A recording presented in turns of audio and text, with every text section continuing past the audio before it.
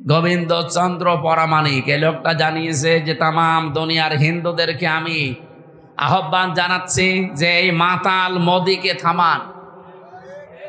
কারণ একটা মাতাল, এই মাতালি করে যা আরম্ভ করেছে কিছুদিন পরে পৃথিবীতে বসবাসের অযোগ্য হয়ে পড়বে। আপনি কি মনে করছেন দাঙ্গা শুধু ভারতে থাকবে? বাতাস বাংলাদেশে ঢুকলো বলি, কারণ বাতাস ঢুকতে তো আর কোনো কিছু বাধা প্রাপ্ত হয় না, ও কাটা তার পার হয়ে চলে আসবে। এই জন্য আমরা চাচ্ছি এই মাতাল লোকটা যেন থেমে যায়। যদি থামতে না চায় ওকে থামানোর ব্যবস্থা করা দরকার। বিশ্বের 257টা দেশ সবাইকে আহ্বান জানায়, কে কোন ধর্ম মানেন ওটা আপনার ব্যাপার, কিন্তু আমরা চাই এই লোকটাকে এবং ইসরায়েলের এই আর এক কোলাঙ্গার আছে ওর দোস্ত, এই লোকটাকেও যেন থামানো হয়। এদের এই ভুল সিদ্ধান্তগুলোর কারণে আগামীর পৃথিবী বসবাসের অযোগ্য হয়ে পড়ছে। আজকে ইসরায়েলে যে ভূমিকম্প হয়েছে আপনি দেখেছেন, এই লোকটার, এই নেতানিয়াহুর মানামি এই লোকটার শুধু একটা অবৈধ চিন্তা ভাবনার কারণে 1500 বছর আগে সূরা ইউনূসের 100 নম্বর আয়াতের ভেতরে শেষের দিকে পাবেন এটা। আল্লাহ আমার এইটাই জানিয়েছেন, ওয়ায়াজআলুর রিজসা আলাল্লাযীনা লা ইয়াকিলুন। এই পৃথিবীতে কেউ যদি ভুল সিদ্ধান্ত নেয়, কেউ যদি তার বিবেকটা কাজে না লাগায়, তাহলে ভুল সিদ্ধান্ত আল্লাহ তার উপরে চাপিয়ে দেয়। নেতানিয়াহু নামে এই লোকটা, পৃথিবীর এই নিকৃষ্ট মানুষটা, নরেন্দ্র মোদী নামে এই পৃথিবীর নিকৃষ্ট মানুষটা, এবং আমার দেশে যিনি পালিয়েছেন ওইটাও, এগুলোর ভুল সিদ্ধান্ত নেওয়ার কারণে এদের বিবেকটা কাজে লাগে নাই। এই জন্য আল্লাহ তাদের উপরে ভুল বিষয়গুলো চাপিয়ে দিয়েছিলেন। ওয়ায়াজআলুর রিজসা আলাল্লাযীনা লা ইয়াকিলুন। যারা তাদের বিবেক বুদ্ধি কমন সেন্স কাজে লাগায় না, তখন আল্লাহ তার উপরে ভুল বিষয়গুলো চাপিয়ে দেয়। এটা চাপিয়ে আপনি আজকে কি করলেন? ইসরায়েলের যে দাবানল জ্বলছে, 108টা থেকে 112টার নাম শুনলাম আমরা। এত বড় বড় উন্নত মেশিন তারা সেট করেছে, পানি দিচ্ছে, স্প্রে দিচ্ছে, ঔষধ দিচ্ছে, কিন্তু যত দেয় আগুন তত জ্বলে। কারণ এই আগুন তো আর হামসা লাগায়নি, আগুন লাগিয়েছে কে? আরো জোরে বলেন কে? আপনি কি করবেন এখন? দাবানল, এরপরে আবার ভূমিকম্প। এ ভুল সিদ্ধান্ত যদি আপনি না নিতেন, আপনি বলা তো ঠিক না, ওরে শয়তান বলা দরকার। এই শয়তান যদি ভুল সিদ্ধান্তটা না নিত, তাহলে আমার মনে হয় এই পৃথিবীতে এই বিপর্যয়টা নেমে আসতো না। আর এই দেলাওয়ার নামে এই লোকটারে জবাই করা দরকার শয়তান। এই 24 ঘন্টার মনে হয় 18 ঘন্টা কল দেয়।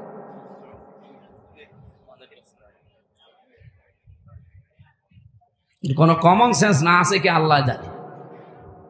ও যেন মরিয়ে যায় আজকে। কি বলবো বলেন তো? একটা লোক যদি 520 বার কল দেয়, তাও একদিনে, আমি কি মানুষ না? আমার বউ পর্যন্ত বিরক্ত এই লোকটার উপরে। কি গো, এর কি কোনো কাজ কর্ম নেই? আমি ওর বাড়ি কুমিল্লা, আমি ওই লাইনে আগে যাই, ওরে আমি 2 হাত দিয়ে চড়াবো। শয়তান সময় সুযোগ মতো দেবে না, কাজ নেই কাম নেই, যখন তখন আন্দাজে খালি দিতে আছে। আর মেসেজ লেখে খুব জরুরি কথা আছে হুজুর, ধরে কি কেমন আছে একটা কথা। শয়তানের আমার মনে হয় যে ওরে এখনই চড় দে।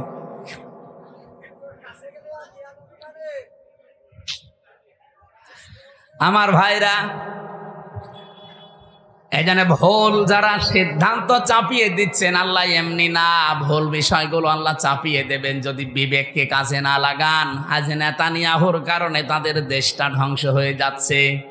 আমার মনে হয় এভাবে যদি আর মাত্র 8-10 দিন চলতে থাকে দাবানলটা আর এই ভূমিকম্প, দেখবেন বিশ্বের মানচিত্র থেকে অভিশপ্ত রাষ্ট্র এই ইহুদিরা, এই ইসরায়েল আর থাকবে না। ঠিক ওর বন্ধু যেহেতু এটা ও যা আরম্ভ করেছে, তার বিবেক কাজ করছে না। আজ আমি কালকে কয়েকটা ইন্টারন্যাশনাল রিপোর্ট পেয়েছি, আন্তর্জাতিক, আপনার মাথা খারাপ হয়ে যাবে। এই যে আজ 9 মাস চলছে হাসিনা পালিয়ে যাওয়ার, এই 9টা মাসেও বারবার চেষ্টা চালিয়েছে এই দেশে যেন অন্তত বিডিআর হত্যা আর শাপলা চত্বরে হেফাজত হত্যার বিচার কেউ যেন না তোলে। কারণ ভালো করে জানে যে দুইটা ঘটনা একেবারে ডাইরেক্ট ঘটিয়েছে মোদি। এখন সব প্রমাণ একেবারে হাতে নাতে ধরা পড়ছে। দিগন্ত টেলিভিশন এমনি বন্ধ করে নাই, ইসলামী টেলিভিশন এমনি বন্ধ করে নাই, কারণ এদের কাছে সব ভিডিও ফুটেজগুলো এখনো আছে, এখন তারা সব ছাড়তেছে। সাগর রনিয়েত্তি এমনি হত্যা হয় নাই, বহু রিপোর্ট তাদের কাছে গোপন বিষয় ছিল, ওদেরকে একটু সাহায্য করেছে, তাকেও দুনিয়া থেকে বিদায় করে দিয়েছে। এখন রিপোর্টগুলো যেহেতু হাওয়ায় ভেসে বেড়াচ্ছে, আর বিশ্বের আন্তর্জাতিক মহল যারা, তারা আমাদের চাইতে আপনাদের চাইতে অনেক চালাক। আমি রিমান্ডে গিয়ে এটা টের পেয়েছিলাম। ওই 10 দিনে বহু কিছু দেখেছি। ইসরায়েল থেকে যে উন্নত প্রযুক্তির মেশিন তারা নিয়ে এসেছে, আপনি পায়খানার ভেতরে কি করেন ওইটা ওরা দেখতে পায়। এই যে আগস্টের 5 তারিখের পরে বিভিন্ন জায়গায় চাঁদাবাজি আরম্ভ হয়েছিল, এই এলাকায় হয়েছে কি আমি জানি না। ওই যে নারায়ণগঞ্জে বন্দরে রাত 2টার সময় গেছে চাঁদা চাইতে, পরে ধরা পড়ে গেছে। ও বলছে আমি রাত 2টার সময় আসলাম, তারপরও ধরে ফেললো। আরে ভাই, রাত 2টা আপনি বাড়ির ভেতরে বসে বসে কি চিন্তা ভাবনা করছেন, কোন দিকে তাকিয়ে আছেন, ওরা ওই বসে বসে ডিবি অফিসে দেখতে পায়। এমন মেশিন নিয়ে এসেছিল। আমারে ধরা পড়ার পরের দিন 20 সালের শেষের দিকে, 21 সালে তো আমারে ধরেছে।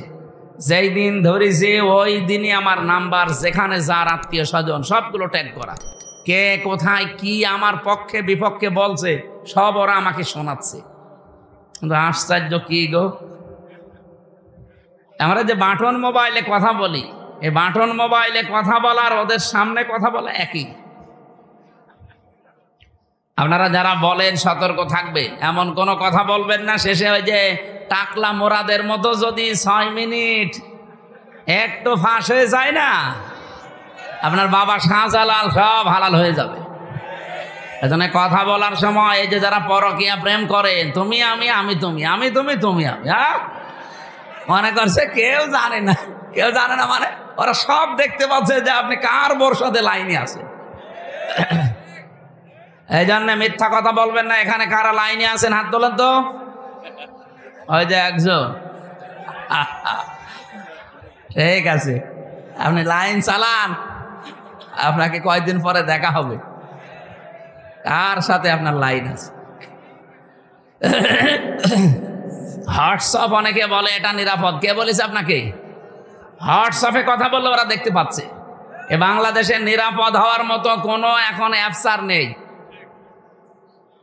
সে যেইটাই বলেন, মেসেঞ্জার বলেন, ইমো তো আরো ঘরের ভেতরে। ওই ইমোতে কথা বলা আর ওদের সামনে বসে বসে বলা একই। হোয়াটসঅ্যাপটা এটা সবাইকে ওরা ট্যাগ করে না, যাদের টার্গেট করে তাদের। এই যে এই ভুল সিদ্ধান্ত নেওয়ার কারণে বিবেকটা কাজে লাগছে না, এই কারণে আজকে যে বিপর্যয় নেমে আসবে, এই দাঙ্গা তৈরি হওয়ার কারণে শুধু কি মুসলমান মরবে, হিন্দু মরবে না? এক কথা বলেন না কেন? ওখানে যদি মনে করেন মুসলমান আছে 30 কোটি, হিন্দু আসে 100 কোটি, এই কারণে আপনি মুসলমান 10 জন মেরে ফেললেন, হিন্দু 2 জন মরিস। বাংলাদেশে আমরা 92 জন মুসলমান 100 জনের, বাকি 4 জন হিন্দু, অন্যান্য জাতি মিলে আর 4 জন। ওখানে যদি 2 জন মুসলমান মরে, এখানে 5 জন মরবে না? হ্যাঁ, সব সাফা হয়ে যাবে। এই জন্যই তো আমরা জানাচ্ছি যে এই মাতালটাকে থামান। এই মাতালের মাতলামি করার কারণে পৃথিবীর ক্ষতি হয়ে যাচ্ছে। আগামীতে আমার মনে হয় এ পৃথিবী বসবাসের অযোগ্য হয়ে যাবে। বসবাস যে করবেন সেরকম পরিস্থিতি আর পাবেন না। ওই চাচা এরশাদ মরার আগে যা বলেছিল ওইটা দেখতে পাবেন, যে ঘর থেকে বের হলে খুন আর ঘরে থাকলে গুম হয়ে যাবে। আল্লাহ আমাদের হেফাজত করুন, বলেন আমিন। আমি এখান থেকে এই 2টা দেশের নাম বলার পরে একটা বিষয়ে সিদ্ধান্ত নিতে চাচ্ছি, আপনারা একমত হবেন কিনা আমি জানি না।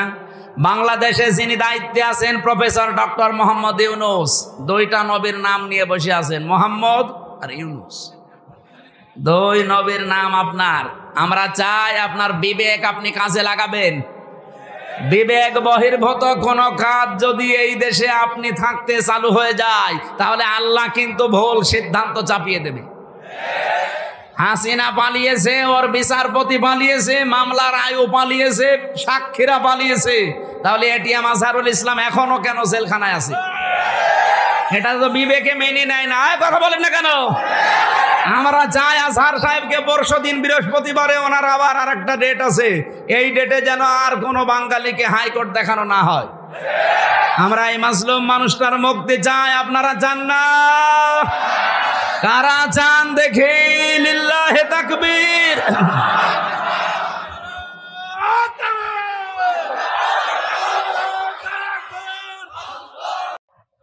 ভেজাল ইমানদার দেশে নেই? আছে। এখন অনেক মানুষ কিন্তু ধরা পড়ে যাবে, যেহেতু আমরা সম্মান কামনা করেছি শুধু দুনিয়া না, উভয় জগতে। ইমানদারদের ভেতরে আমরা এমনও ইমানদার আছি শুধু এই জগৎ বিশ্বাস করি, আর একটা যে জগৎ আছে ওটার বিশ্বাস আমাদের অনেকের নেই। তা আমি উভয় জগতে সম্মান কামনা করি, তো দোয়া কবুল হবে না?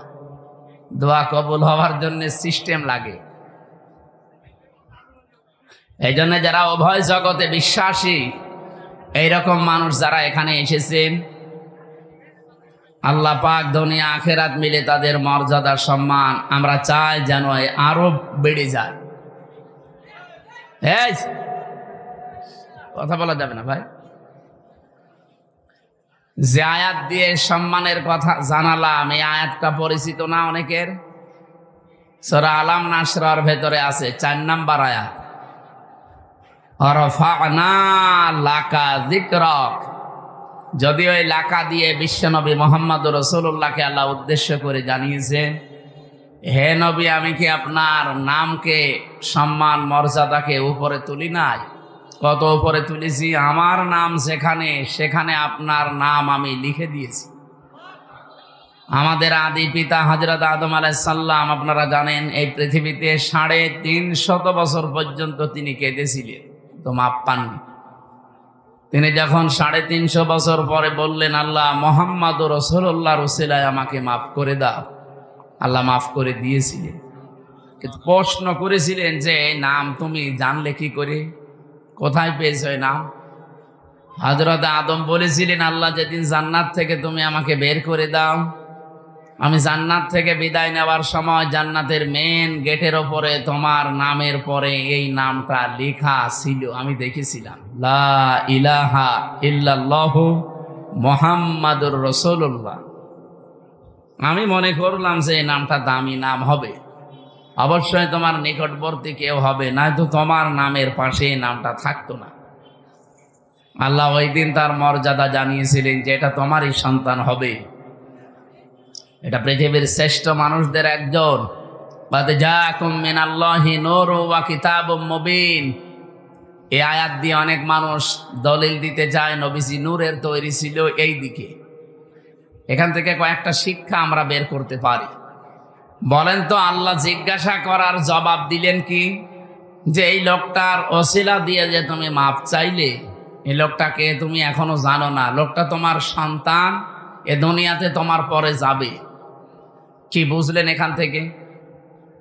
আদম আলাইহিস সালাম উনি কি জিন ছিলেন না ফেরেশতা ছিলেন? মানুষ। বলেন না কেন? আরো জোরে বলেন। আর মানুষ আল্লাহ কে দিয়ে বানিয়েছে এটা আমরা সবাই জানি। কোরআনে কারিমে আল্লাহ বহুবার এই তথ্য দিয়েছে, ইন্নী খালিকুম বাশারাম মিন তিন, অবশ্যই আমি মানুষ বানিয়েছি মাটি থেকে। সুতরাং সরাসরি আমরা আয়াত থেকে, যেটা সূরা সুয়াদের ভেতরে পাবেন, 23 নাম্বার পারা 16 নাম্বার পৃষ্ঠা 5 নাম্বার লাইনে আছে, 71 নাম্বার আয়াত সম্ভবত। আল্লাহ তাআলা জানিয়েছেন অবশ্যই আমি, এটা শেষের অংশে আছে, আবার প্রথমে খুঁজলে পাবেন না, শেষের দিকে আছে, ইন্নী খালিকুম বাশারাম মিন তিন, অবশ্যই আমি বানিয়েছি মানুষ মিন তিন, মাটি থেকে। এখানে যেহেতু আদম আলাইহিস সালাম উদ্দেশ্য, এই জন্য পৃথিবীতে একটা মানুষকে আল্লাহ শুধু বানিয়েছেন মাটি দিয়ে, আমাদের আদি পিতা যিনি। তাছাড়া দুনিয়ায় আর কাউকে আল্লাহ সরাসরি মাটি দিয়ে বানাননি, বানিয়েছেন মাটির নির্যাস দিয়ে। আর মাটি বানিয়েছেন কমপক্ষে 10টা জিনিস দিয়ে। আপনি মাটি গবেষণা হয় যেখানে সেখানে মাটি নিয়ে যাবেন, দেখবেন 10টা জিনিস ওরা বের করে দেবে। অক্সিজেন দেবে, আয়রন দেবে, সিলিকন দেবে, এরকম অ্যালুমিনিয়াম দিবে, ম্যাগনেসিয়াম দেবে, পটাশিয়াম দেবে, এরকম 10টা জিনিস আমরা পাই। তাহলে এখান থেকে বুঝলাম পৃথিবীতে একমাত্র মাটি দিয়ে বানিয়েছে আদম নবীকে। আমাদের এই জন্যে আদি পিতা বা একেবারে প্রথম বাবার নাম জিজ্ঞাসা করলে কি বলা হয়? এ পর্যন্ত বুঝেছেন কিনা বলেন? আমাদের আদি পিতা প্রথম বাবার নাম কি? বলেন বলেন। আল্লাহ যে ওনাকে বললেন, হে আদম, যার নাম নিয়ে ক্ষমা চাইলে আমি ক্ষমা করে দিলাম, ওইটা তোমার সন্তান হবে এবং তোমার পরবর্তীতে যাবে। আমার প্রশ্ন হচ্ছে, বাবা যদি মাটির তৈরি হয়, ছেলে হবে আগুনের। কমন সেন্স কি বলে আপনার? কুল ইন্নামা আনা বাশারুম মিসলুকুম, হে নবী আপনি বলেন আমি তোমাদের মতোই মানুষ। ইউহা ইলাইয়া, পার্থক্য এতটুকু, আমার প্রতি ওহী আসে, তোমাদের প্রতি আসে না, এতটুকু আছে। কিন্তু আমার বাবা যেহেতু আদম, বাবা যদি মাটির হয়, ছেলে কোনোদিন আগুনের হয় না, তাহলে তো সিস্টেম পাল্টিয়ে যায়। প্রথম এই কথা থেকে এই তথ্য নেওয়ার পরেও কিছু মানুষ, আমি যে আয়াত পড়লাম, কদ জাকুম মিনাল্লাহি নূরুন ওয়া কিতাবুম মুবিন, এই আয়াত দিয়ে দলিল দিতে যায়। বিশেষ করে এটা চট্টগ্রাম বিভাগে, সিলেট বিভাগে এগুলো তারা যারা গরম সুন্নি, ঠান্ডা সুন্নি, এরা এই আয়াতটা নিয়ে আসতে চায়। আপনি যদি একটু কোরআন শরীফ বুঝে পড়েন, চিন্তা ভাবনা নিয়ে পড়েন, তাহলে এই প্রশ্নের উত্তর কিন্তু এই আয়াতে আছে। আল্লাহ বলেন, অবশ্যই আমার পক্ষ থেকে তোমাদের কাছে এসেছে একটা নূর, স্পষ্ট কিতাব। আল্লাহ শব্দ দিলেন 2টা, অর্থ দিলেন একটা। অবশ্যই আমার পক্ষ থেকে তোমাদের কাছে একটা কিতাব এসেছে স্পষ্ট। এটা নূর নাম দিলেন, নূর দেওয়ার পরে তিনি ব্যাখ্যা করলেন যে নূরটা হচ্ছে স্পষ্ট।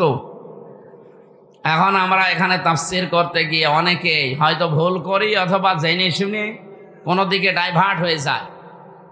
নিজেদের বিভিন্ন জিনিসকে এর উপরে চাপিয়ে দেওয়ার জন্য বলা হয় যে এখানে নূর মানে মুহাম্মাদুর রাসূলুল্লাহ, আর কিতাবুম মুবিন মানে কোরআন শরীফ। না, এই জিনিস 2টাই এক, তার প্রমাণ পরের আয়াতে আল্লাহ নিজে দিয়েছেন। এটা সূরা মায়েদার 15 নম্বর আয়াত। এর পরের আয়াতে দেখেন, 2টা জিনিসই যে এক, তার প্রমাণ আল্লাহ দিচ্ছে। এদিকে তাকান, আল্লাহ পাক বলেন, ইয়াহদি বিহিল্লাহ, এইটার দ্বারাই আমি হেদায়েত করি, পথ দেখাই। যেহেতু আল্লাহ এখানে ইয়াহদি বিহি, এই শব্দটা আল্লাহ বহু বচন দেননি, দ্বিবচন দেননি, এক বচন দিয়েছেন। মুফাসসিরিন ইকরাম, আমি যত তাফসীর পড়েছি সব মুফাসসির এই বিহি দিয়ে ওই আগের 2টা নাম একটা জিনিস এইটাই বুঝিয়েছেন। আল্লাহ বলেন, আমার পক্ষ থেকে অবশ্যই তোমাদের কাছে নূর যাবে, স্পষ্ট কিতাব যাবে। তাহলে নূরও যা, স্পষ্ট কিতাবও তা, তার নাম কোরআন শরীফ। তার নাম কি? বলেন বলেন। এতটুকু শেষ করেননি আল্লাহ, এ পর্যন্ত বললে আমাদের বিভ্রান্ত হওয়ার সম্ভাবনা থাকতো। এই জন্য আল্লাহ ব্যাখ্যা করছেন, ইয়াহদি বিহিল্লাহ। এখানে ফাইল কর্তা সরাসরি আল্লাহ নিজে। আল্লাহ বলেন, আমি এইটার দ্বারাই হেদায়েত করি। আর আমরা সবাই জানি পৃথিবীতে হেদায়েত দেওয়ার একচ্ছত্র মালিকানা কোরআনের। না মানে আল্লাহ মানে কি? আল্লাহর কথাই তো কোরআন। এই পৃথিবীতে কোরআনকে আল্লাহ হেদায়েত দেওয়ার মতো ক্ষমতা দিয়েছেন, তাছাড়া আর কাউকে দেয়নি। এমনকি নবীজির হাতে আল্লাহ হেদায়েত ছেড়ে দেয়নি। যদি থাকতো নবী নিজের চাচাকে দিত। শুধুমাত্র হেদায়েত দেওয়ার ক্ষমতা আছে কার? আরে কোরআন শরীফ কার?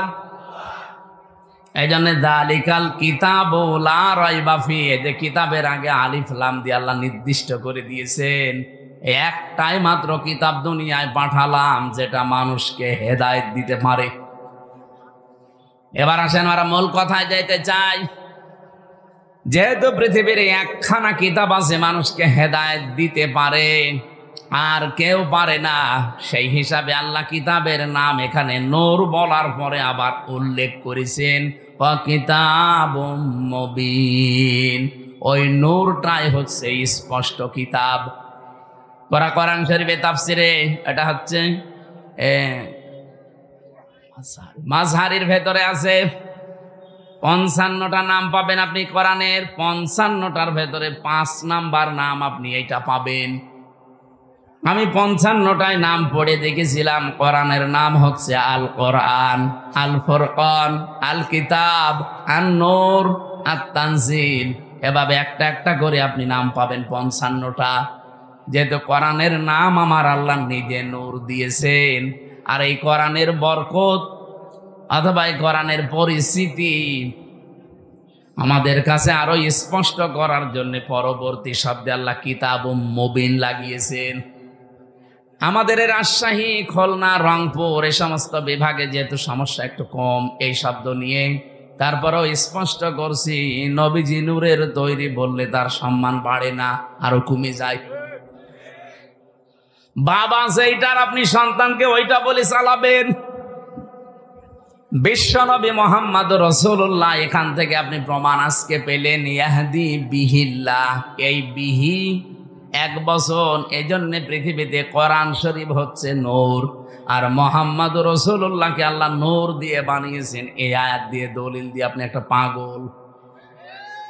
তাহলে বিহি আল্লাহ দিত না, বিহি মা দিত, যে নবীজি এবং কোরআন শরীফ এই দুইটা দিয়ে আমি হেদায়েত দান করি। বিহি মা দিল না কেন? আমি আলেমদেরকে বলছি যারা একটু লেখাপড়া করেন, এই আয়াতটা নিয়ে বাড়ি যারও চিন্তা ভাবনা করবেন। আমার তো মাথা ছোট, ভুল হতে পারে। যাদের মাথা বড় বড় আছে, এ বড় মাথায় আরো এই যে এক হুজুর বসে আছে না, কি যেন গোলাম রব্বানি, কি মাথা দেখেছে? আমার মনে হয় 2 মাথা মিলে ওনার মতো হবে না। ওনার মতো বড় বড় মাথা যাদের, তারা যেন আরো একটু চিন্তা ভাবনা করে। বিহি আর বিহি মা, ইহদি বিহিল্লাহ মানিত্তাবা রিদওয়ানাহু সুবুলাস সালামি ওয়া ইখরিজুহুম মিনাজ যুলুমাতি ইলান নূর। আল্লাহ পাক বলেন এইটার দ্বারাই আমি হেদায়েত করি। এইটা মানে এখানে 1 বছর কোরআন। মানিত্তাবা, যে ব্যক্তি অনুসরণ করবে কোরআনকে, রিদওয়ানাহু, এবং তার সন্তুষ্টি চাইবে, তার মানে আল্লাহর। সবুলাস সালাম, সবুল বহু বচন, সালাম আল্লাহ পাক তার নিজের নামটা এখানে দিলেন। পৃথিবীতে যত শান্তির পথ আছে সব আমার আল্লাহ এই কোরআনে দিয়েছেন। এই শান্তির পথ আমার আল্লাহ তাকে নসিব করবেন যদি এটার অনুসরণ করা হয়। ইখরিজুহুম, তিনি বের করবেন তোমাদেরকে। ইখরিজুহুম দিয়েছেন, তিনি বের করবেন তোমাদেরকে মিনাজ যুলুমাতি ইলান নূর, অন্ধকার থেকে আলোর দিকে। আর যেটা দিয়ে তিনি বের করবেন তার নাম যেহেতু নূর, আমরা বলি কোরআন। নাম কি? আমার মনে হয় এই প্রশ্নের উত্তর আর দেওয়ার দরকার নেই, আপনি স্পষ্ট হয়ে গেছেন। যে কথা বলতে চাই এখান থেকে, মুহাম্মদ রাসূলুল্লাহর নাম নিয়ে হযরতে আদম নবী 1 দিন 2 দিন না 300 বছর কন্দন করেও মাপ পাননি। শেষে এই নামটার কারণে আল্লাহ মাফ করে দিয়েছিলেন। এই জন্যে সম্মান মর্যাদা দুনিয়াতে আল্লাহ যত বেশি এই পৃথিবীতে দিয়েছেন, একেবারে সে আরশের মেন দরজা থেকে শুরু করে জান্নাতের মেন গেট থেকে শুরু করে তামাম পৃথিবীতে যেখানে আল্লাহর নাম সেখানে রসুলের নাম। কি আপনি দেখেন বাংলাদেশে প্রায় 1110 কিলোমিটার পথ, টেকনাফের একেবারে শেষ গ্রাম থেকে পঞ্চগড়ের তেতুলিয়ার ওই বাংলা বান্দা পর্যন্ত সব মিলিয়ে আপনি হিসাব করে দেখবেন 1110 কিলোমিটার। কত? 1110 কিলোমিটারের ভেতরে শুধু বাংলাদেশের এরিয়ায় আমি হিসাব করে দেখেছি কম পক্ষে 13 মিনিট 4 সেকেন্ড একাধারে আজান হয়। আমার একটু কষ্ট হয়ে যাচ্ছে।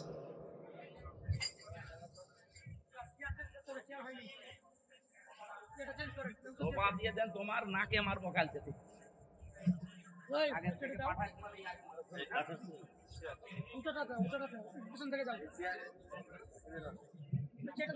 ছাতা তো উল্টো পাল্টা লাগে,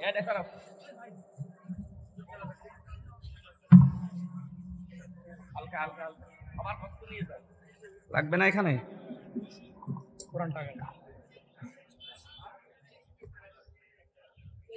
এখন চা খাবে কখন মানুষ?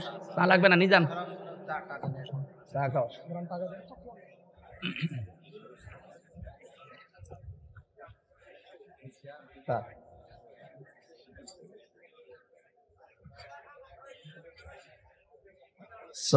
সুবহানাল্লাহ।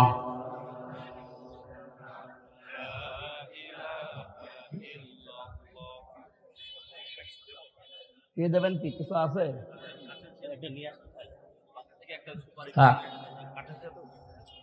সুবহানাল্লাহ।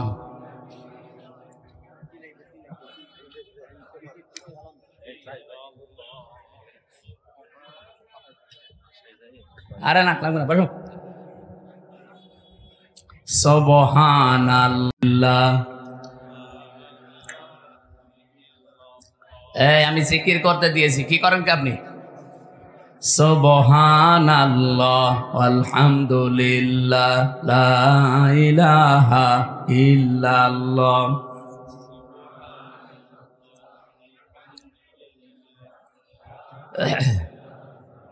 লা ইলাহা ইল্লাল্লাহ মুহাম্মাদুর রাসূলুল্লাহ। আমার ভাইরা, টেকনাফের একেবারে শেষ গ্রাম থেকে যখন আজান আরম্ভ হয়, এরপরে হয়তো আসবে বখিয়া, এরপরে চট্টগ্রাম, এরপরে বান্দরবন, এভাবে একটা একটা করে আপনি আস্তে আস্তে দেখবেন টেকনাফ থেকে একেবারে তেতুলিয়ার বাংলা বান্দা পর্যন্ত 0 পয়েন্ট ওরা একাধারে 13 মিনিট 4 সেকেন্ড আজান হতে আছে, 1 সেকেন্ডও বাদ নেই। যেখানে আল্লাহর নাম উচ্চারণ হবে আশহাদু আল্লা ইলাহা ইল্লাল্লাহ, মুয়াজ্জিন সঙ্গে সঙ্গে বলবে আশহাদু আন্না মুহাম্মাদুর রাসূলুল্লাহ। বলবে না?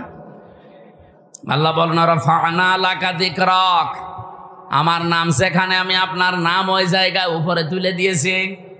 আমার নামকে ডাকার পরে অনায়াসেই মানুষ দেখবেন আপনার নামটা উচ্চারণ করবে।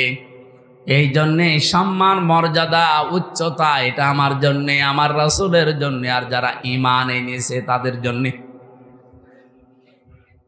সুতরাং সম্মান মর্যাদা যাদের কামনা করেছি, আল্লাহ যেন উভয় জগতে তাদের ঈমানের উপরে টিকে থাকার তৌফিক দেন, বলেন আমিন।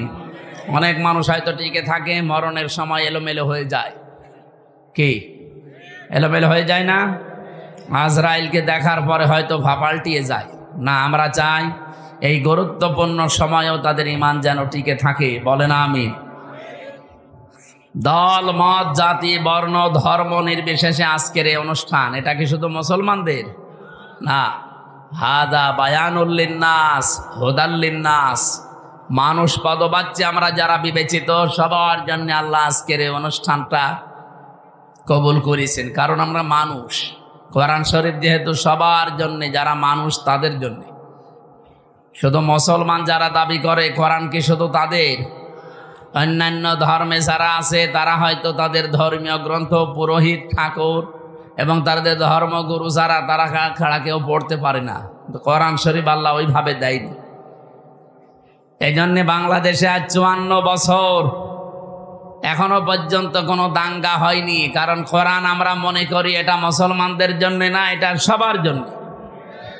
আর বিশ্বের অন্যান্য দেশে, বিভিন্ন দেশে আমরা দেখি এখনো দাঙ্গা চলছে। অলরেডি ভারতে দাঙ্গা আরম্ভ হয়ে গেছে। কারণ ওদের যে ধর্মীয় গ্রন্থ, ওদের গুরু, ঠাকুর, পুরোহিত ছাড়া কেউ পড়তে পারে না। ওরা আমাদেরকে সবক দেয়, সারা বিশ্বের মডলদেরকে শোনায় যে আমাদের দেশে নাকি সাম্প্রদায়িক সম্প্রীতি নেই। এই পৃথিবীতে একটাই দেশ যেখানে রোজা আর পূজা পাশাপাশি হয়। এক কথা বলেন না কেন? আপনি ভারতে হতে পারে না, হতে পারা কি গরু জবাই করলে তাকে জবাই করে ফেলছে। এই পৃথিবীর 4-6 মানুষের নাম আছে নিকৃষ্ট মানুষের তালিকায়, তার ভেতরে মোদির নাম আছে। কারণ এই লোকটা পৃথিবীতে নিকৃষ্ট হওয়ার পেছনে কিছু কারণ আছে। কয়েকদিন আগে আপনারা দেখেছেন গোবিন্দ পরামানিক, বাংলাদেশের একজন হিন্দু মহাজোটের মহাসচিব গোবিন্দ চন্দ্র পরামানিক, এই লোকটা জানিয়েছে যে তামাম দুনিয়ার হিন্দুদেরকে আমি আহ্বান জানাচ্ছি যে এই মাতাল মোদিকে থামান। কারণ একটা মাতাল, এই মাতালি করে যা আরম্ভ করেছে কিছুদিন পরে পৃথিবীতে বসবাসের অযোগ্য হয়ে পড়বে। আপনি কি মনে করছেন দাঙ্গা শুধু ভারতে থাকবে? বাতাস বাংলাদেশে ঢুকলো বলি, কারণ বাতাস ঢুকতে তো আর কোনো কিছু বাধা প্রাপ্ত হয় না, ও কাটা তার পার হয়ে চলে আসবে। এই জন্য আমরা চাচ্ছি এই মাতাল লোকটা যেন থেমে যায়। যদি থামতে না চায়, ওকে থামানোর ব্যবস্থা করা দরকার। বিশ্বের 257টা দেশ সবাইকে আহ্বান জানায়, কে কোন ধর্ম মানেন ওটা আপনার ব্যাপার, কিন্তু আমরা চাই এই লোকটাকে এবং ইসরায়েলের এই আর এক কোলাঙ্গার আছে ওর দোস্ত, এই লোকটাকেও যেন থামানো হয়। এদের এই ভুল সিদ্ধান্তগুলোর কারণে আগামীর পৃথিবী বসবাসের অযোগ্য হয়ে পড়ছে। আজকে ইসরায়েলে যে ভূমিকম্প হয়েছে আপনি দেখেছেন, এই লোকটার, এই নেতানিয়াহুর মানামি এই লোকটার শুধু একটা অবৈধ চিন্তা ভাবনার কারণে 1500 বছর আগে সূরা ইউনূসের 100 নম্বর আয়াতের ভেতরে শেষের দিকে পাবেন এটা। আল্লাহ আমার এইটাই জানিয়েছেন, ওয়া ইয়াজআলুর রিজসা আলাল্লাযীনা লা ইয়াকিলুন। এই পৃথিবীতে কেউ যদি ভুল সিদ্ধান্ত নেয়, কেউ যদি তার বিবেকটা কাজে না লাগায়, তাহলে ভুল সিদ্ধান্ত আল্লাহ তার উপরে চাপিয়ে দেয়। নেতানিয়াহু নামে এই লোকটা, পৃথিবীর এই নিকৃষ্ট মানুষটা, নরেন্দ্র মোদী নামে এই পৃথিবীর নিকৃষ্ট মানুষটা, এবং আমার দেশে যিনি পালিয়েছেন ওইটাও, এগুলোর ভুল সিদ্ধান্ত নেওয়ার কারণে এদের বিবেকটা কাজে লাগে নাই। এই জন্য আল্লাহ তাদের উপরে ভুল বিষয়গুলো চাপিয়ে দিয়েছিলেন। ওয়ায়াজআলুর রিজসা আলাল্লাযীনা লা ইয়াকিলুন। যারা তাদের বিবেক, বুদ্ধি, কমন সেন্স কাজে লাগায় না, তখন আল্লাহ তার উপরে ভুল বিষয়গুলো চাপিয়ে দেয়। এটা চাপিয়ে আপনি আজকে করলেন ইসরায়েলের যে দাবানল জ্বলছে, 108টা থেকে 112টার নাম শুনলাম আমরা। এত বড় বড় উন্নত মেশিন তারা সেট করেছে, পানি দিচ্ছে, স্প্রে দিচ্ছে, ঔষধ দিচ্ছে, কিন্তু যত দেয় আগুন তত জ্বলে। কারণ এই আগুন তো আর হামসা লাগায়নি, আগুন লাগিয়েছে কে? আরো জোরে বলেন কে? আপনি কি করবেন এখন? দাবানল, এরপরে আবার ভূমিকম্প। এ ভুল সিদ্ধান্ত যদি আপনি না নিতেন, আপনি বলা তো ঠিক না, ওরে শয়তান বলা দরকার। এই শয়তান যদি এ ভুল সিদ্ধান্তটা না নিত, তাহলে আমার মনে হয় এই পৃথিবীতে এই বিপর্যয়টা নেমে আসতো না। এই দেলাওয়ার নামে এই লোকটারে জবাই করা দরকার। শয়তান এই 24 ঘন্টার মনে হয় 18 ঘন্টা কল দেয়।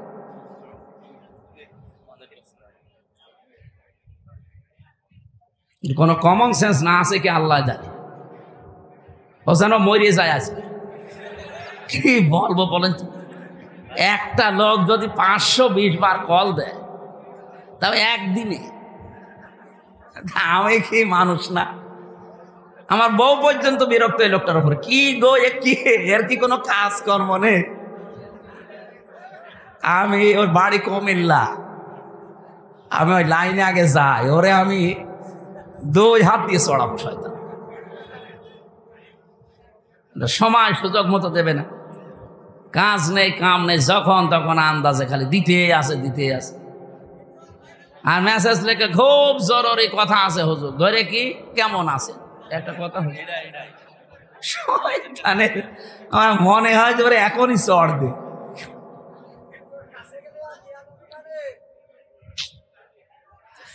আমার ভাইরা, এই জন্য ভুল যারা সিদ্ধান্ত চাপিয়ে দিচ্ছেন, আল্লাহ এমনি না, ভুল বিষয়গুলো আল্লাহ চাপিয়ে দেবেন যদি বিবেককে কাজে না লাগান। আজ নেতানিয়াহুর কারণে তাদের দেশটা ধ্বংস হয়ে যাচ্ছে। আমার মনে হয় এভাবে যদি আর মাত্র ৮-১০ দিন চলতে থাকে দাবানলটা আর এই ভূমিকম্প, দেখবেন বিশ্বের মানচিত্র থেকে অভিশপ্ত রাষ্ট্র এই ইহুদিরা, এই ইসরায়েল আর থাকবে না। ঠিক ওর বন্ধু যেহেতু এটা ও যা আরম্ভ করেছে তার বিবেক কাজ করছে না। আজ আমি কালকে কয়েকটা ইন্টারন্যাশনাল রিপোর্ট পেয়েছি, আন্তর্জাতিক, আপনার মাথা খারাপ হয়ে যাবে।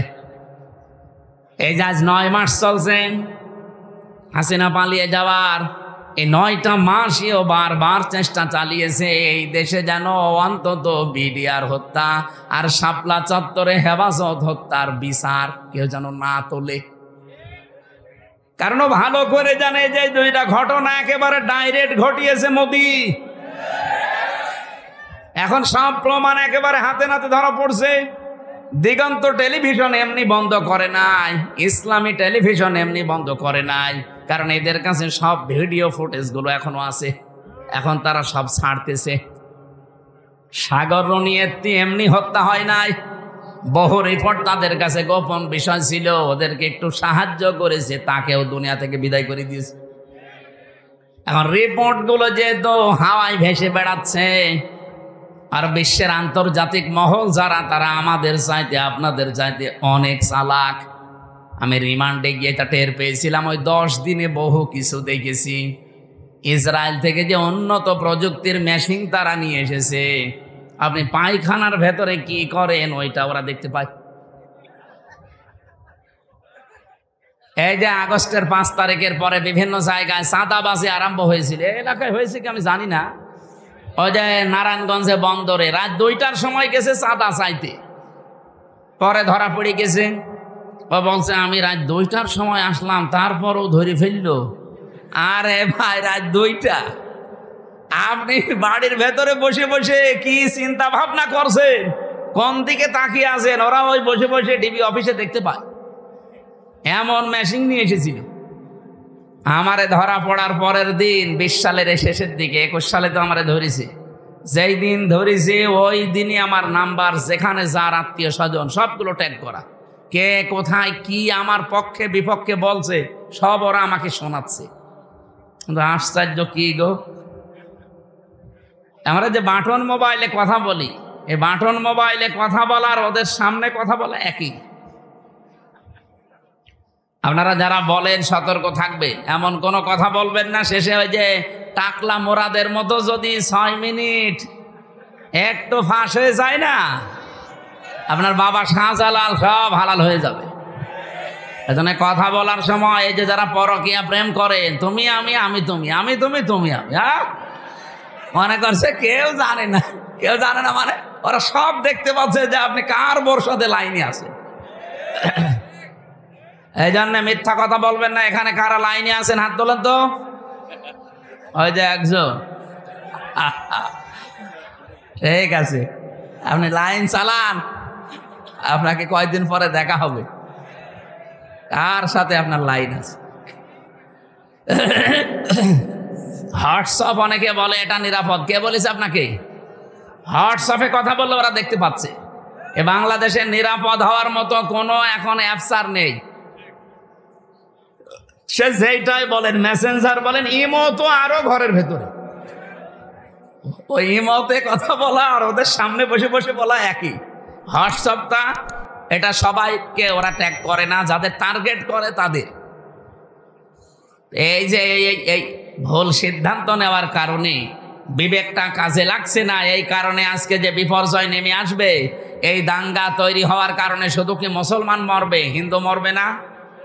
এক কথা বলেন না কেন? ওখানে যদি মনে করেন মুসলমান আছে 30 কোটি, হিন্দু আসে 100 কোটি, এই কারণে আপনি মুসলমান 10 জন মেরে ফেললেন, হিন্দু 2 জন মরিস। বাংলাদেশে আমরা 92 জন মুসলমান 100 জনের, বাকি 4 জন হিন্দু, অন্যান্য জাতি মিলে আর 4 জন। ওখানে যদি 2 জন মুসলমান মরে, এখানে 5 জন মরবে না? হ্যাঁ, সব সাফা হয়ে যাবে। এই জন্যই তো আমরা জানাচ্ছি যে এই মাতালটাকে থামান। এই মাতালের মাতলামি করার কারণে পৃথিবীর ক্ষতি হয়ে যাচ্ছে। আগামীতে আমার মনে হয় এ পৃথিবী বসবাসের অযোগ্য হয়ে যাবে। বসবাস যে করবেন সেরকম পরিস্থিতি আর পাবেন না। ওই চাচা এরশাদ মরার আগে যা বলেছিল ওইটা দেখতে পাবেন, যে ঘর থেকে বের হলে খুন আর ঘরে থাকলে গুম হয়ে যাবে। আল্লাহ আমাদের হেফাজত করুন, বলেন আমিন। আমি এখান থেকে এই 2টা দেশের নাম বলার পরে একটা বিষয়ে সিদ্ধান্ত নিতে চাচ্ছি, আপনারা একমত হবেন কিনা আমি জানি না। বাংলাদেশে যিনি দায়িত্বে আছেন প্রফেসর ডক্টর মোহাম্মদ ইউনূস, 2টা নবীর নাম নিয়ে বসে আছেন, মোহাম্মদ আর ইউনূস। 2 নবীর নাম আপনার। আমরা চাই আপনার বিবেক আপনি কাজে লাগাবেন। বিবেক বহির্ভূত কোন কাজ যদি এই দেশে আপনি থাকতে চালু হয়ে যায়, তাহলে আল্লাহ কিন্তু ভুল সিদ্ধান্ত চাপিয়ে দেবে। হাসিনা পালিয়েছে, ওর বিচারপতি পালিয়েছে, মামলার আয়ু পালিয়েছে, সাক্ষীরা পালিয়েছে, তাহলে এটিএম আজহারুল ইসলাম এখনো কেন জেলখানায় আছে? এটা তো বিবেকে মেনে নেয় না। কথা বলেন না কেন? আমরা চাই আজহার সাহেবকে পরশুদিন বৃহস্পতিবারে, ওনার আবার আরেকটা ডেট আছে, এই ডেটে যেন আর কোনো বাঙালিকে হাইকোর্ট দেখানো না হয়। আমরা এই মাসলুম মানুষটার মুক্তি চাই। আপনারা চান না? কারা চান দেখি? লিল্লাহে তাকবীর।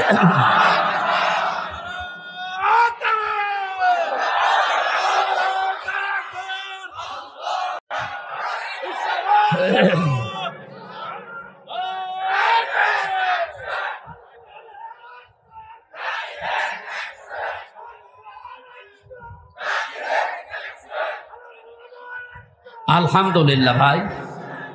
না, আমরা কারো পক্ষে বিপক্ষে, আপনি যদি মনে করেন যে উনি পক্ষে বলছে বিপক্ষে, না, উনি একজন মাজলুম মানুষ। ওনার সাক্ষী দেখেছে কেউ 6 কিলোমিটার দূরে, কেউ 3.5 কিলোমিটার, কেউ 3 কিলোমিটার।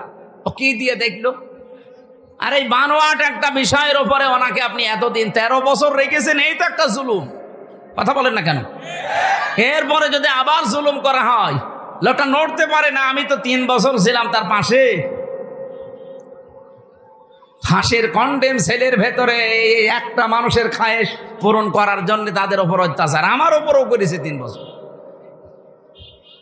আমার মনে হয় এতদিনও যদি টিকে থাকতো, তো এতদিনও আমরা বাইরের জগৎ দেখতে পারতাম না, এতদিনও ওই মামার বাড়ি থাকা লাগবে। এই জন্য যাদেরকে বের করে দিয়েছে এই আগস্টের 5 তারিখের পরে, কেউ যেন না থাকে। অনেকে তারেক জিয়া বের হয়েছে, তারেক জিয়ার বউ এবং তার মা, সবাই যখন খালাস পেয়েছে বলছে এনাদের খালাস দেওয়া ঠিক হয়নি, কারণ এনারা সাজার আসামি ছিল। আরে ভাই, সাজা যে দিয়েছে, কি সাজা বলে? এত সব বানানো। আর আমি নিজে যেহেতু ভিকটিম, আমি তো নিজে টের পেয়েছি। আমার উপরে যে মামলা ছিল পুরাটা বানোয়াট, মিথ্যা। এই জন্য 15.5 বছরে রাজনৈতিক যত মামলা হয়েছে সব মিথ্যার বানোয়াট। এদের মামলাও মিথ্যা, সাক্ষীও মিথ্যা। আমার 4 জন সাক্ষী কুষ্টিয়া থেকে নিয়ে গিয়েছিল, জীবনে তাদের আমি চিনি না। আমি এই আগস্টের 5 তারিখের পরে যেহেতু তারা ভয়ে ভয়ে আছে, একদিন যেয়ে বললাম, ভাই কি সত্যি করে বলেন? আচ্ছা, পুলিশ এসে একদিন রাতের বেলা আমাকে বলছে, সাক্ষী যদি না দাও তোমার নামে মামলা দেব। এই হচ্ছে দেশের অবস্থা।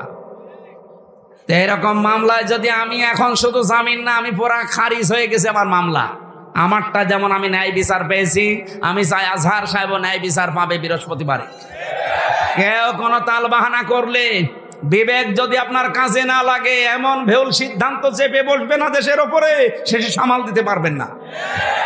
কারণ দেওয়ালে পিঠ থেকে গেলে তখন আর দিকদার ঠিক থাকে না। কথা বলেন না কেন? কত মানুষ এখন খুশি আছে। আপনি কার খুশির জন্য এগুলো করছেন? অনেকে করছে, আমরা জানি। এই জন্য আমরা কোনো বিবেক বহির্ভূত কাজ করতে চাই না। আজকে ঢাকায় দেখলাম বিভিন্ন জায়গায় মেয়েরা সাইনবোর্ড নিয়ে দাঁড়িয়ে আছে, আমাদের যৌন অধিকার নিশ্চিত করতে হবে। এই যে নারী কমিশনে যারা আছে, এই মানুষগুলো একে মহিলা বলা যায়?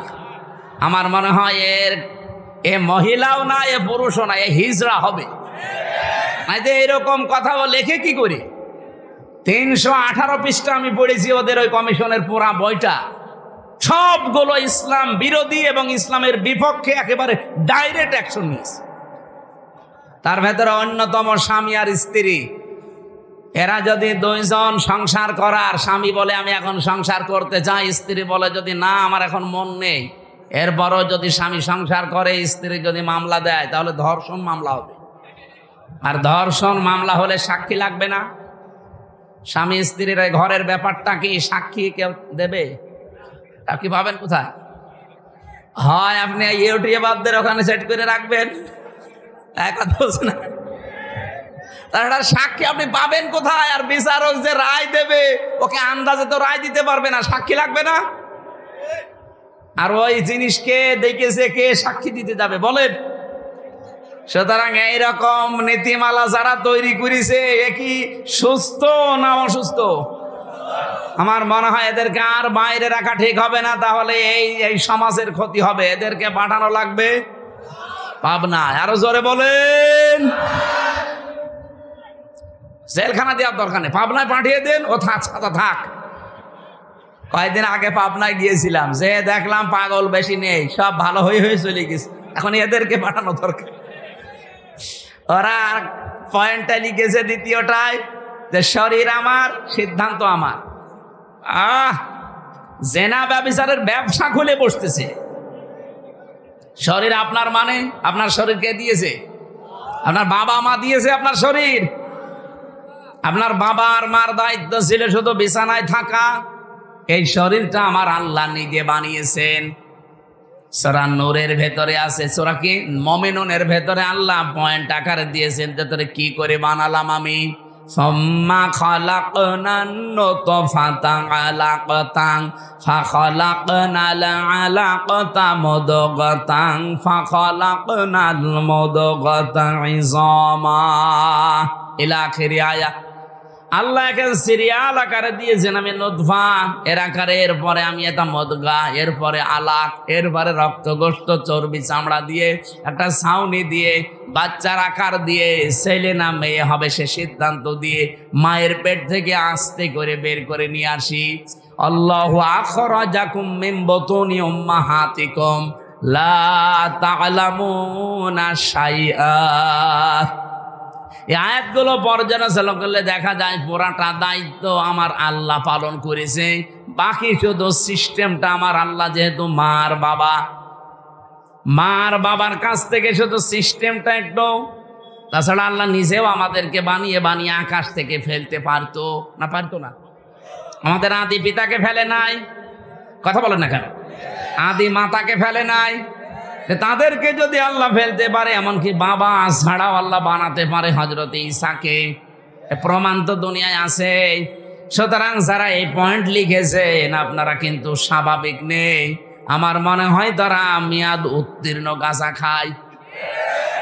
মেয়াদ আলা গাঁজা খেলে তো এত নিছেন, আমার কথা না। দেহ আমার, সিদ্ধান্ত আমার।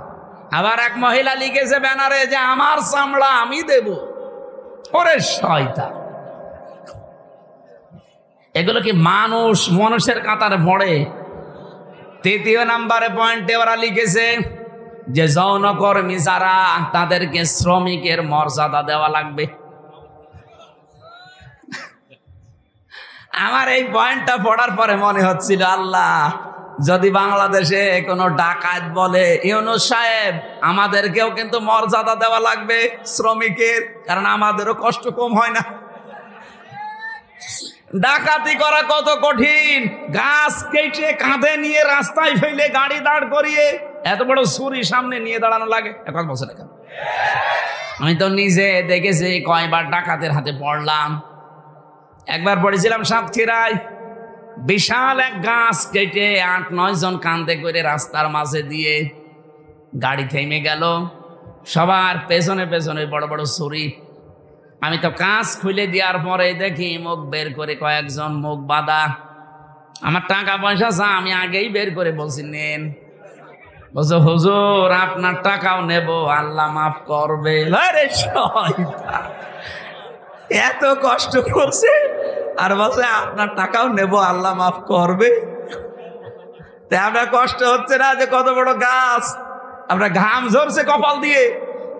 এখন ওরা যদি কালকে থেকে আওয়াজ তোলে যে ডাকাতি করতে কম কষ্ট না, আমাদের শ্রমিকের মর্যাদা দেওয়া লাগবে, এ পর্যন্ত থাকলেও কিছু বলতাম না। কিন্তু সমস্যা হয়ে দাঁড়াবে, কারণ এই শব্দটা পুরা হাদিসের বিরুদ্ধে, কোরআনের বিরুদ্ধে। আপনি দেখেন সূরা কসসের ভেতরে আছে, মুসা আলাইহিস সালামকে যেদিন শুআয়ব আলাইহিস সালাম উনি শ্রমিক হিসাবে নিয়োগ দেবেন, ওনার মেয়েদের ওই যে কুয়া থেকে পানি তুলে দিয়েছিলেন, কুয়া থেকে ওই বিশাল কুয়া থেকে পানি তুলে নেওয়ার সময় ওনার ঘাম ঝরছিল। মেয়ে দুইটা গিয়ে বলেছে, বাবা এরকম একটা শক্তিশালী এবং বিশ্বস্ত, আমিন বলা হয় কোরআনে আছে আমিন, এরকম একটা বিশ্বস্ত শ্রমিক পেয়েছি, আপনি যদি নিতে চান তো উপকার হবে, তার শরীরে শক্তি আছে, আমরা দেখেছি 4-5 জন রাখাল মিলে যে ঢাকনা সরাতে পারে না কুয়ার, অথচ ওই লোকটা দেখলাম 1 হাত দিয়ে কুয়ার ঢাকনা সরিয়েছে। শ্রম দিলে মানুষের শরীর থেকে ঘাম ঝরে, এই ঘামের মর্যাদা এত বেশি। আল্লাহর নবী জানিয়েছেন, আল কাসিবু হাবিবুল্লাহ, যারা কাজ করে খায় নিজের হাতে, ঘাম ঝরায় শরীর থেকে, এরা আর সাধারণ মানুষ থাকে না, এরা আল্লাহর বন্ধু। আর সেইটাকে আপনি কোথায় মিলাচ্ছেন বলেন? যে আপনি সেটাকে আজকে যারা দেহ ব্যবসা করে খায়, যারা পতিতা, যারা জেনা ব্যভিচারের একেবারে বাজার খুলে বসেছে, বাংলাদেশে এখন 1 লাখ মাত্র পতিতা আছে সারা বাংলাদেশ মিলে, সরকারি জরিপ। এই মানুষগুলোকে আমরা চাই, তাদের যদি সত্যি মর্যাদা দিতে চান, ডক্টর মোহাম্মদ ইউনূস একটা আলাদা বিভাগ খুলে তাদেরকে পুনর্বাসনের ব্যবস্থা করেন। হ্যাঁ, কথা বলছেন না কেন? কত ধনী মানুষের টাকা ব্যাংকে পড়ে আছে, ছাতা পড়ে যাচ্ছে, ও জানেই না কত টাকা আছে, ওই টাকাগুলোর কাছ থেকে নেন। মাত্র 1 লাখ যৌনকর্মী, এদের কর্মসংস্থান তৈরি করেন, দরকার হয় ওদের আলাদা আলাদা বিয়ের ব্যবস্থা করেন। এরপরে এই মানুষগুলোকে সেলাই মেশিন কিনে দেন, 2টা গরু কিনে দেন, 5টা ছাগল কিনে দেন। এই সমস্ত কাজ কারবারে নেই, ওনারা শ্রমিকের মর্যাদা দিতে চায়। যেই কয়জন কমিশনে আছে সবগুলো তিলক পরা আর টিপ পরা, এগুলো সব ওই স্বৈরাচারের দোসর, ওই খনি হাসিনার দোসর। এই 15.5 বছরে সব ওদের পক্ষে কথা বলতো, এখন হঠাৎ করে সুর পাল্টিয়েছে। আপনি সুর পাল্টান আর রং পাল্টান, কোরআনের বিরুদ্ধে আপনি অবস্থান নিয়েছেন। এই জন্য আমরা বারবার বলছি, এই কমিশনের রিপোর্ট তো দূরের কথা, ও কমিশনই দেশের মানুষ মানে না। এরপরও যদি বাধ্য করেন, আগস্টের 5 তারিখ কিন্তু শেষ হয়ে যায়নি, আবার আসতেছে। এই কথা বলেন না কেন? হাজারো আল্লাহর কোরআনের 13টা আয়াত ওরা ভুল ধরেছে। ভারতে আল্লাহর কোরআনের 26টা আয়াতের বিরুদ্ধে কেস দিয়েছে, আর এখানে অলরেডি 13টা আয়াতের বিরুদ্ধে ওরা মামলা দিয়েছে। মামলায় তো এটা, কারণ এর বিরুদ্ধে অবস্থান নেওয়া, কয়েকদিন পরে দেখবেন বলবে এটা বাতিল করেন, এটা আর মানি না। আল্লাহর কোরআনে আছে, ইউসিকুমুল্লাহু ফি আওলাদিকুম লিয-যাকারি মিসলু হাযযিল উনসায়াইন, এই পৃথিবীতে 1 পুরুষ যা পাবে 2 নারী তাই পাবে। এটা নদী মেয়েদের প্রতি অবিচার, বৈষম্য, এই জন্য আয়াত পাল্টাতে হবে। কত বড় ক্ষমতা আপনার! এই জন্য ভুল বিবেক বহির্ভূত কোন কাজ যদি কেউ করে ফেলেন, আল্লাহর কসম, আল্লাহ কিন্তু ভুল বিষয় চাপিয়ে দেবে, চলবে, তখন ভূমিকম্প আসবে। আমি আর বাকিটা বললাম না। এই জন্য যারা দায়িত্বে আছেন, আহ্বান করে আপনারা এখনো আপনার বিবেকটা কাজে লাগান, নয়তো ভুল বিষয় চেপে বসলে তখন সামাল দেওয়া কঠিন হয়ে যাবে। আল্লাহ আমাদেরকে বোঝার তৌফিক দিন, বলেন আমিন। সূরা তাওবার 100 নম্বর আয়াত আমরা পড়েছি। আমার আলোচনার বিষয় হচ্ছে সাহাবীদের অনুসরণ। এটাতে কত বড় গুরুত্বপূর্ণ জিনিস আমাদের জন্যে। আল্লাহর নবী জানিয়েছেন, আল্লাহ আল্লাহ ফি আসহাবি লা তাত্তাখিদুহুম গরাদাম মিন বাদি ফামান আহাব্বাহুম ফাবিহুব্বি আহাব্বাহুম আমান আবগাদাহুম ফাবিবগদি আবগাদাহুম আখায়রু উম্মতি করনি সুম্মাল্লাযীনা ইয়ালুনাহুম সুম্মাল্লাযীনা ইয়ালুনাহুম ইলা আখিরি আয়াত, ইলা আখিরিল হাদিস। এটা হাদিসের ভাষা। নবীজি বলেন, পৃথিবীর মানুষেরা আমার সাহাবীদের সম্পর্কে সাবধান। আমার সাহাবীদের সম্পর্কে, আমার সাহাবীদের সম্পর্কে সাবধান।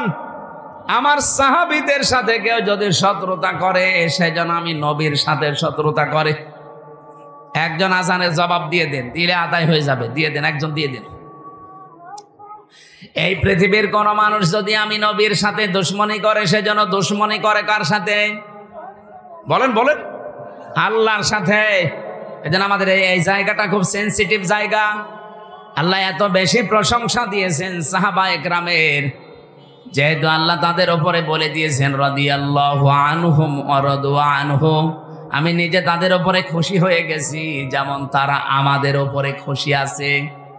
সুতরাং তাদের পথ অনুসরণ অনুকরণ করলেই আল্লাহকে সন্তুষ্ট এবং রাজি খুশি করা যাবে বলে আমরা কোরআন থেকে তথ্য পেয়েছি।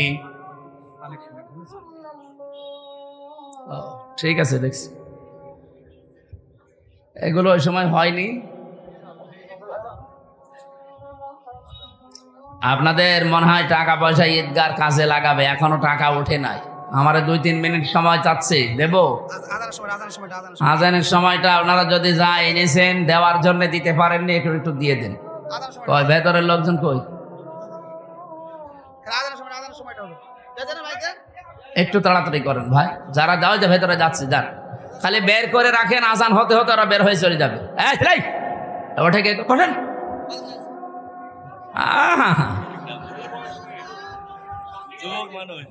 যাক যাক, ওর আবার বিয়ে হয়েছে, এখানে হাজার হাজার মেয়ের বাপ বসে আছে আর ও চলে যাচ্ছে। যাক, ওর জীবনে যেন বিয়ে আর না হয়। 1-1.5 ঘন্টা বসে থাকতে পারে না, বিয়ে দিলেও সংসার টেকবে না। এই যে দাম্পত্য জীবনের কলহ এবং তার সমাধান, পুরুষের এবং নারীদের দুইটা শ্রেণীরই সমস্যা আছে আমাদের কম বেশি। আজকে এসে নোয়াখালী থেকে এক লোক এসেছে আপনাদের এখানে তালাকের মাসলা নিতে। তালাকের মাসলা দুইটা আছে, তো ইমামদের মতামত আমি দুইটাই বলেছি, আপনি যেটা মানবেন মানেন। এই জন্য তালাক কেন হয়, স্ত্রীদের কারণে মানুষ কেন জেলখানায় থাকছে এখন এই যে 3 বছর, আমার মনে হয় 100 জনের 60-70 জন শুধু বোর কারণে জেল খাটতেছে। এই জন্য মেয়ে লোক থেকে খুব সাবধানে থাকবে। পারতপক্ষে কোনো মেয়ে লোকের সাথে মোবাইলে কথা বলতে যাবেন না। কোন পানি কোন দিকে গড়ে না, আপনি মুসিবতে পড়বেন। এই বইটা এই গাড়িতে আছে, যাওয়ার সময় নিয়েছেন, কাজে লাগবে। 120 পৃষ্ঠা আছে এর ভেতরে। আর একটা আদর্শ নারী আছে,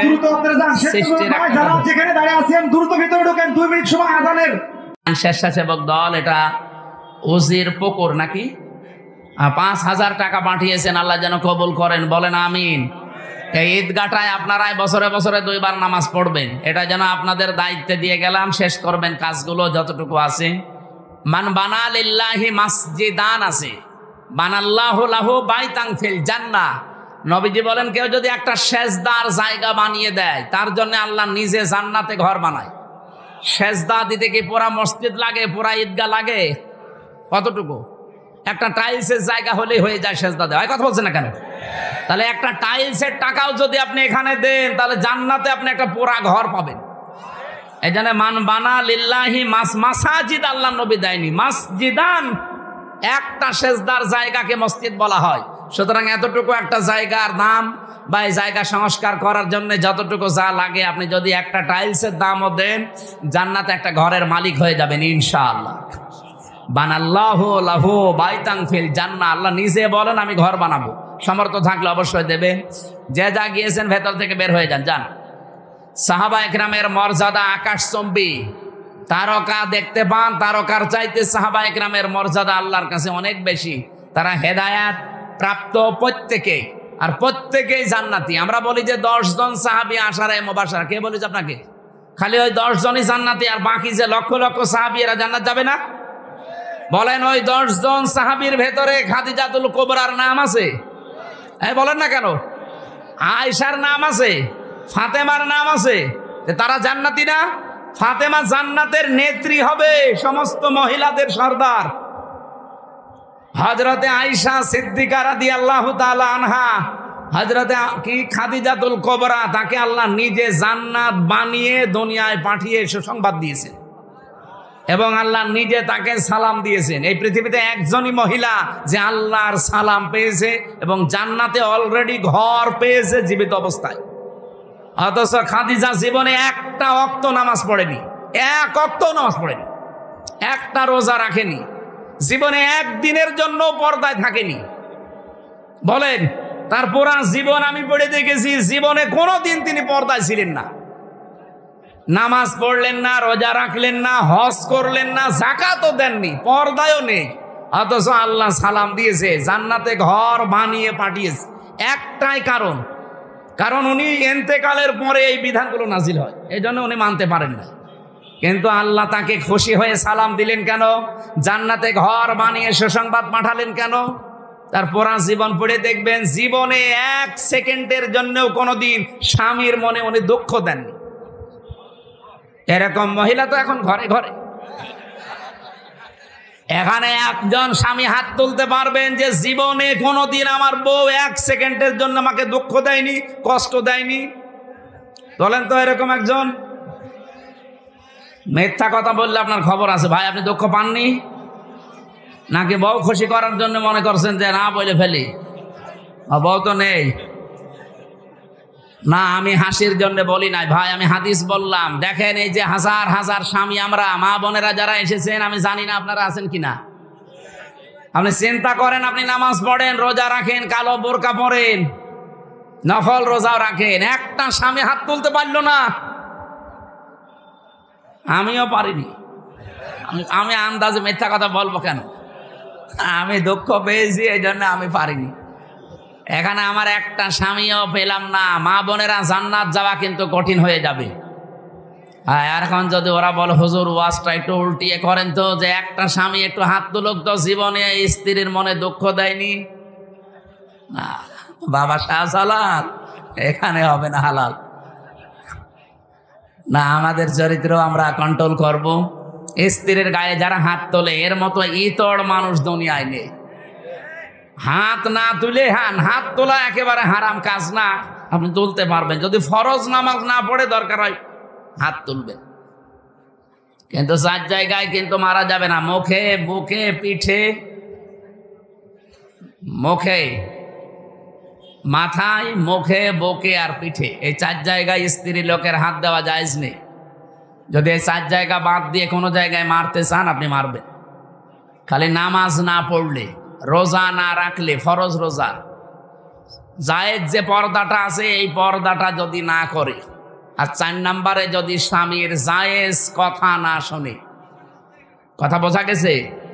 মা বোন যারা এসেছেন, আপনার জান্নাত পাওয়া অতি সহজ। স্বামী যখন বাইরে থেকে আসবে কর্মজীবন শেষ করে, দুনিয়ায় যত কাজ আপনার হাতে থাক সব বাদ।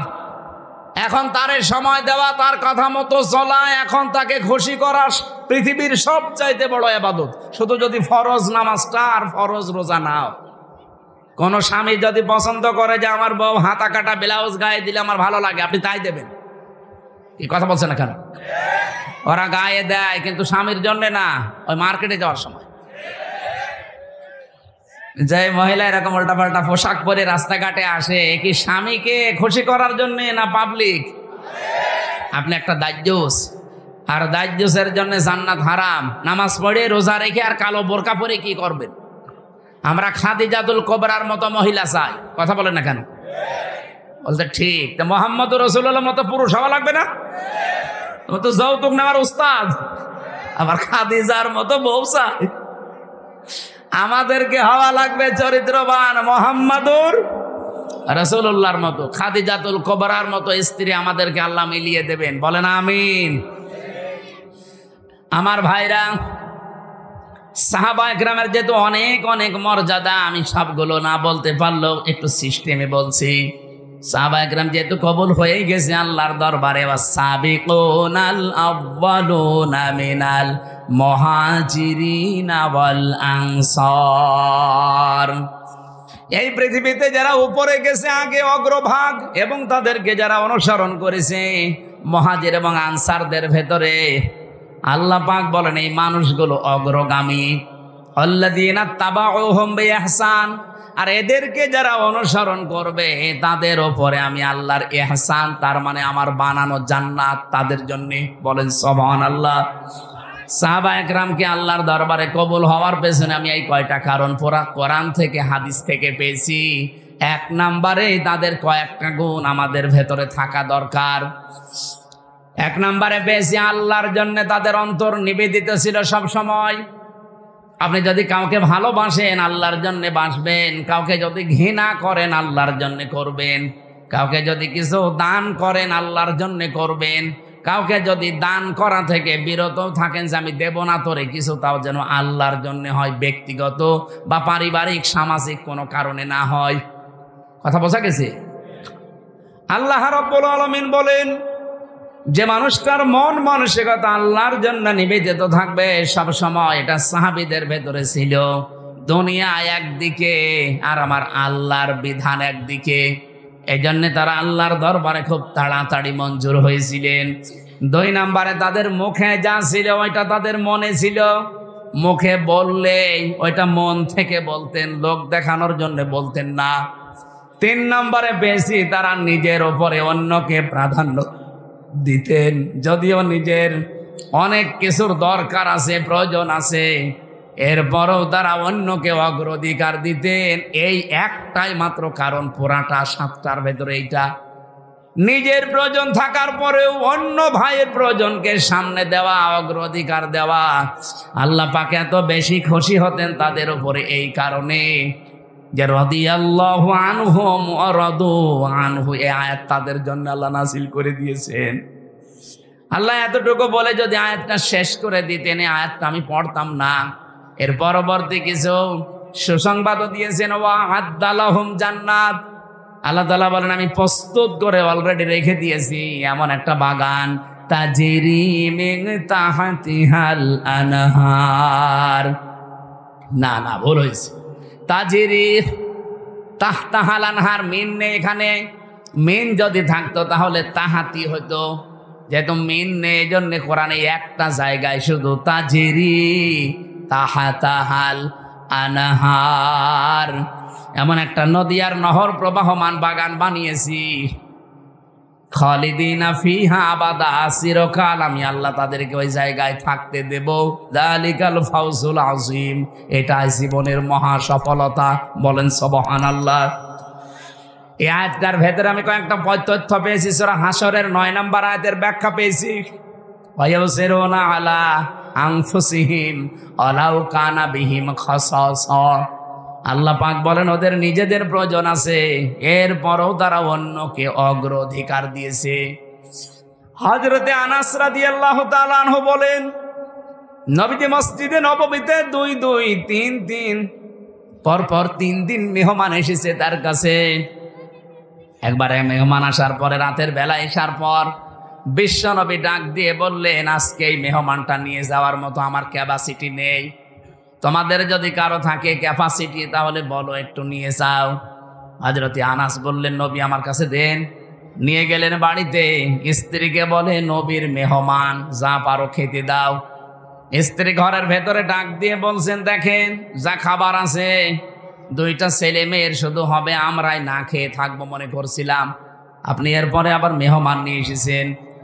ঠিক আছে, নিয়েই যখন এসেছেন আর রাসূলুল্লাহর মেহমান, আপনি এক কাজ করেন, আপনি একটু মেহমানকে নিয়ে গল্প করেন, কথাবার্তারা বলতে থাকেন। আমি এই ফাঁকে 2টা বাচ্চাকে ঘুম পাড়িয়ে দেই।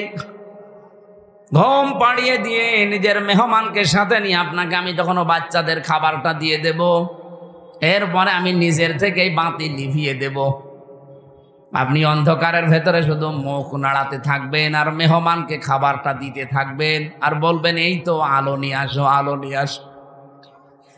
কয়েকবার বলতে বলতে যখন খাবার শেষ হয়ে যাবে আপনি শুধু মুখ নাড়াতে থাকবেন আর হাত নাড়াবেন, অন্ধকারের ভেতরে যেন সে মেহমান বুঝতে পারে যে না আপনিও খাবার চালাচ্ছেন।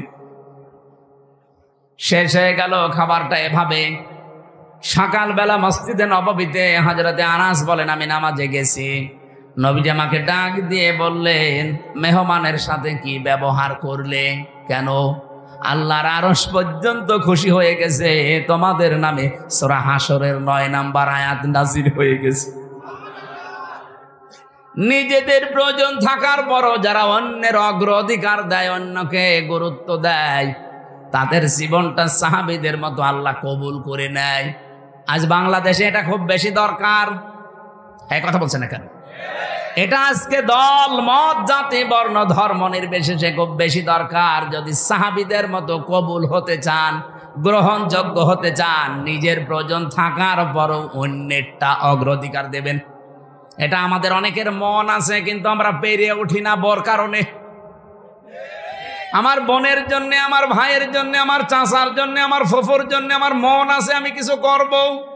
আমার অগ্রাধিকার দেওয়া দরকার তাদের গুরুত্বের, তাদের পরিবারের, তাদের অসচ্ছলতার। কিন্তু অনেক পরিবারে আছে বউ শুধু টান দিয়ে ধরে, না অত দরকার কি? এরকম বউ দেশে নেই? কার বউ এরকম আছে মন ছোট? হাত তোলেন তো। না, এলাকায় ওসব নেই। এরপরে সাহাবায়ে কেরাম কবুল হওয়ার পেছনে কারণ পেয়েছি 4 নাম্বার, তারা লোক দেখানো কোনো কাজ করতেন না।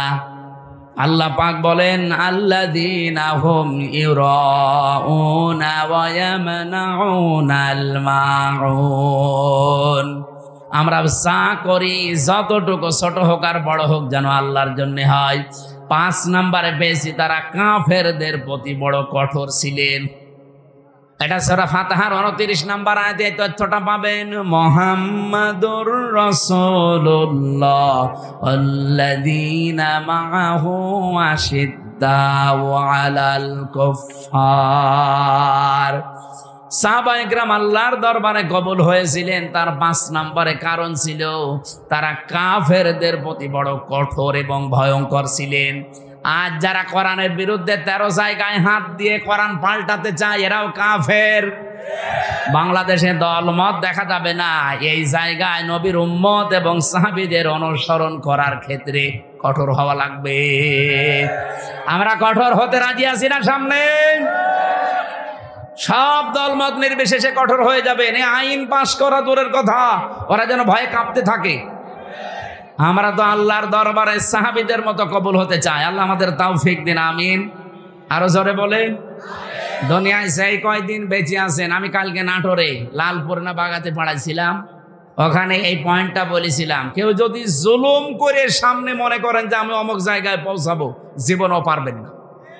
সাদ্দাত যেমন পারে নাই, জুলুম করে জান্নাত বানিয়েছিল, জান্নাত ভোগ করতে পারে নাই, দেখতেও পারে নাই, এমনকি চৌকাঠে পা দেওয়ার আগেই তার মরণ হয়েছে। হাসিনাও জুলুম করে করেও টার্গেটে পৌঁছাতে চেয়েছিল 41 সাল, 41 সাল দিতে দেয়নি, 24 সালে শেষ। এই জন্য আগামীতে যারা চেয়ারে বসবেন, যদি জুলুমের মাধ্যমে বা জুলুম করেন কারো সাথে, আল্লাহর কসম ইত্তাকি দাওয়াতাল মাজলুম ফাইন্নাহা লাইসা বাইনাহু ওয়া বাইনাল্লাহি হিজাব। মজলুমের বরদোয়া থেকে বেঁচে থাকবা, কারণ মজলুমের বরদোয়া আর আল্লাহর মাঝে কোনো হিজাব পর্দা থাকে না। এজন্য আগামীতে আমি সতর্ক করছি, যারা আসবেন যেন জুলুম করবেন না। জুলুম করে যদি জনগণকে দাবিয়ে রেখে মনে করেন আমি অমুক টার্গেটে পৌঁছাবো একেবারে 41 সাল, আপনার 5 বছর পরে দেখবেন বাড়ি ঘর শ্মশান হয়ে গেছে। এই শ্মশান হয়েছে এটা দেখানো লাগবে। 32 নাম্বারের দিকে তাকা, 33 হয়ে গেছে। ফেব্রুয়ারির 5 তারিখে আযাবুল বুলডোজার নাজিল হয়ে সব শেষ। আগামীতে যারা আসতেছেন, কে আসবেন আমরা জানি না, আর আমার দেখারও দরকার নেই। যারা আসবেন আসেন, জুলুম করবেন না। সাহাবায়ে কেরামের যে 5টা গুণ অলরেডি বলেছি, এগুলো আমি সহ প্রত্যেকের জীবনে যেন আল্লাহ অনুসরণ করার তৌফিক দেন, আমিন। মেয়েদের জন্য অবশ্যই বইটা নিয়েছেন, কাজে লাগবে। আর সৃষ্টি, এটা হচ্ছে শিক্ষিত মানুষদের জন্য, সৃষ্টি জগৎ নিয়ে লেখা আছে, এটা পারলে নিয়ে যান, এই গাড়িতে আছে। আল্লাহুম্মা আমিন। লা ইলাহা ইল্লা আনতা সুবহানাক ইন্নী কুনতু মিনাজ জালিমিন। আল্লাহ, সুন্দর আয়োজনে তুমি খুশি হয়ে আমাদেরকে মাফ করে দাও। এ বিশাল আয়োজনে যদি তুমি একটু খুশি হয়ে সওয়াব দাও, নবীজির রওজায় পৌঁছিয়ে দাও। দুনিয়ার মাটির নিচে যারা ঈমান নিয়ে ঘুমিয়ে গেল, এদেরকে ক্ষমা করে দাও। আল্লাহুম্মা গফিরলি ওয়ারহামনি ওয়াহদিনি ওয়াফিনি ওয়ারযুকনি ইয়া রাব্বাল আলামিন। মেয়েরা যারা এসেছে, আল্লাহ তুমি খাদিজাতুল কুবরার মতো বানিয়ে দাও। দেশ নিয়ে, ইসলাম নিয়ে যে ষড়যন্ত্র চলছে আমরা দেখতে পাচ্ছি, আল্লাহ সব ষড়যন্ত্র ছিন্ন ভিন্ন করে দাও। এই মহিলাগুলো কারা? যারা তোমার কোরআনের 13টা আয়াতে হাত দিয়েছে। আল্লাহ এই মানুষগুলোর হেদায়েত থাকলে দাও, না থাকলে এদেরকে তুলে নাও। এই দেশকে তুমি আল্লাহ ক্যান্সার মুক্ত করে দাও। চর্মচোখে যেন দেখতে পারি কোরআনের 500 আইন চলছে এই দেশে, এটা দেখে মরার তৌফিক দাও।